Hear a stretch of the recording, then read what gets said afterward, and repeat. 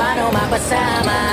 O paano ba sumali sa dinami-daming nagpakawalang atake? Baka kailangan kong maghulog ng barya para madagdagan pa ang oras ko dito kung sakaling mabato man ako ng mabato.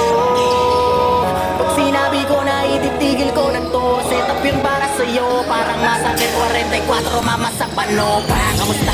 Balita ko kapos na yung bawat tira ng pataging saan na napunta. Inakabangan ko pa naman parang ambagan sa inuman. Ako yung madalas na pulutan sa kwentuhan, hindi ba naubos yan? Pero kahit na ganoon sinasanay ko aking sarili. Ganyan talaga pag mabait ka lahat ay nawiwili. Kaya dapat pinipili, pag-isipan na mabuti. Walang masama na kumilatis kaysa sa huli kang magsisi.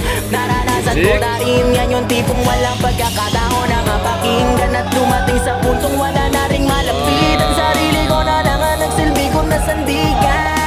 Kaya walang may karapatan para sabihin sa'kin na itigil ko na yan. Sasabihin nyo wala akong pakialam dahil nasimulan ko to nung panahong wala kayo. Alam nyo yan, di ko na kailangan pa na maliwanagan. Wala na akong magagawa kung saraduhin nyo isipan. Di ko kailangan na ipilit ang sarili ko para sa inyo. Marami na kinaya ko na ako lang pumasan. Di ko pinili na lagi na mapadagan. Di ako nasanay sa maling katuwigan. Kaya lumakas sa aking paninindigan na dapat ipanalo ko lahat ng laban. Ganon ako mag-isip, iniwas ako na magpahagit. Mas ginusto magkulong sa silid kaysa sa mundo puno na inggit. Teka baka pwedeng baliin natin to.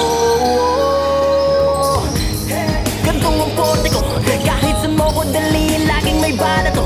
Oo, iba ako sa mga pambato nyo.